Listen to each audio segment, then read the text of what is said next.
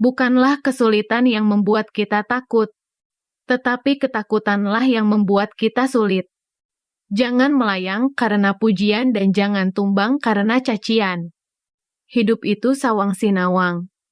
Apa yang kita lihat indah pada orang lain belum tentu seindah yang kita kira, begitu juga apa yang orang lain lihat indah pada diri kita sebenarnya tidak seindah mereka kira. Sedekah itu semampunya, bukan seikhlasnya. Sebab lebih baik tidak ikhlas tapi banyak sedekah, daripada ikhlas tapi minim sedekah. Belum bisa ikhlas saat bersedekah itu tak masalah, teruslah bersedekah meski belum ikhlas, sebab memang harus ada latihan berupa tindakan nyata untuk bisa terbiasa ikhlas. Kasih sayang ibu kepada anak sebesar buah kelapa, kasih sayang anak kepada ibunya sebesar butiran nasi, sebesar apapun butiran nasi tidak akan pernah menandingi buah kelapa. Di balik kesuksesan seseorang, terdapat kerja keras yang dilakukan. Tapi, jangan berpikir hidup mereka lebih bahagia dari kita, tapi pikirkan bagaimana caranya berbahagia dengan keadaan yang kita miliki saat ini. Yang terlihat nakal itu belum tentu kotor. Yang terlihat baik itu belum tentu suci. Jadi, kenali terlebih dahulu sebelum membenci dan koreksi diri sebelum mencaci. Ada kalanya kita harus bersyukur jika sendal kita sering hilang di masjid, tetapi bersedihlah jika sendal kita tidak pernah terlihat di masjid. Salah satu bentuk mencintai seseorang adalah saat kita turut merasa bahagia ketika ia berbahagia bersama dengan pilihannya. Allah mencintai orang yang saling mencintai, dan Allah membenci orang yang saling membenci. Kiai-kiai kampung yang meletakkan dasar agama. Mengajarkan baca tulis Al-Quran. Mengajarkan salat. Mereka ibarat gula dalam minuman. Jasa mereka besar bagi kita. Akan tetapi mereka terkadang kita lupakan. Kita abaikan. Bahkan tidak terbenam di hati sebagaimana kita mengidolakan para dai dan ustadz yang ngetrend di sosial media. Menjadi seseorang yang beragama Islam itu harus kafah, dari bangun sampai tidur, ucapan, tingkah lakunya harus bernafaskan nilai Islami. Dari ujung rambut sampai ujung kaki harus melaksanakan nilai ajaran Islam, bukan hanya menonjolkan simbol-simbol Islam saja.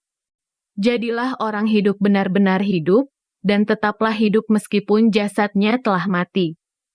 Artinya jangan sampai selama kita hidup di dunia ini sama sekali tidak menebarkan kebaikan dan maslahat untuk lingkungan sekitar kita. Buatlah suatu manfaat yang bisa dirasakan oleh banyak orang meskipun kita telah tiada. Itulah hakikatnya hidup. Hidup tidak sekedar hidup, tetapi hidup yang benar-benar hidup. Dua orang yang berbahaya yaitu orang berilmu yang tidak bertindak dan bertindaknya orang yang tidak berilmu. Keindahan sebagai anugerah dari Allah hanya akan diberikan kepada manusia setelah manusia mampu melalui masalah demi masalah. Dan kenikmatannya hanya akan datang setelah manusia bisa melewati kesulitan demi kesulitan. Untuk para lelaki yang ingin seorang istri solihah, jangan hanya memandang ia berjilbab dan cantik dari luar saja. Jangan menuntut orang lain untuk berbuat baik, tetapi tuntutlah diri kita sendiri untuk melakukan kebaikan. Insya Allah, otomatis orang lain akan berbuat baik kepada kita. Contoh sederhana dari mencintai seseorang adalah ketika kita turut merasa bahagia ketika ia sedang berbahagia bersama dengan pilihannya. Sukses itu ketika kita tetap semangat meraih cita-cita meskipun Allah sedang menguji kita, dan jangan takabur saat kita berhasil, karena bukan kita yang hebat, tetapi Allah lah yang memudahkan. Banyak orang yang hidupnya tidak bahagia, bukan karena tidak diberi nikmat oleh Allah, tetapi karena dia terlalu sibuk memikirkan nikmatnya orang lain. Syukuri yang ada, nikmati yang kita miliki, maka hidup ini akan benar-benar menjadi anugerah bagi kita. Sebelum menyakahkan orang lain, lihat dan sadari seberapa banyak kesalahan kita selama ini, Janganlah menyalahkan orang lain dengan menganggap kita tidak pernah melakukan kesalahan. Kunci damai itu satu, kita harus paham manusia adalah makhluk sosial yang saling membutuhkan dan bergantung pada makhluk lainnya. Hidup ini yang penting bukan apa dan berapa yang kita dapatkan, tetapi apa dan berapa yang kita rasakan. Beruntunglah orang yang sibuk mencari kejelekan dirinya sendiri hingga tidak sempat mencari kejelekan orang lain. Kalau ulama dulu berupaya bagaimana masyarakat yang kafir itu menjadi Islam, mengislamkan yang masih kafir. Lah sekarang, baru belajar taubat kemarin sore, sudah berani mengkafirkan yang sudah Islam. Manusia memiliki nafsu dan akal. Dari nafsu lahirlah keinginan dan harapan untuk berkarya. Dengan akal, Allah memberi petunjuk dan tuntunan. Itulah mengapa manusia lebih hebat dari makhluk lain. Sebab akalnya dihiasi dengan keindahan nafsunya, sedangkan nafsunya dikendalikan oleh kehebatan akalnya.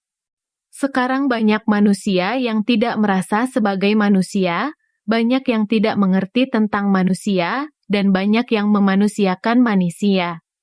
Yang seperti itu berarti dia bukan manusia. Jadi orang itu jangan sok suci hati, jangan merasa bersih hati, apalagi tinggi hati, karena itu bikin sakit hati. Tetapi jadilah orang yang rendah hati, pasti akan menarik hati dan banyak yang jatuh hati. Seorang istri yang solih akan memperlakukan suaminya seperti seorang hamba kepada raja.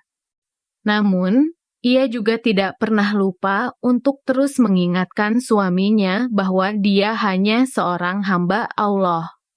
Nilai manusia itu ada pada hatinya, bukan pada jasadnya, dan jangan menilai seseorang hanya dari fisik serta penampilannya saja.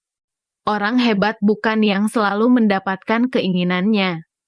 Tapi orang hebat itu orang yang ringan bersedekah dan mampu melawan nafsunya. Sahabat adalah orang yang membantumu bangkit tuk percaya diri ketika orang lain berusaha menjatuhkan dan meremehkanmu.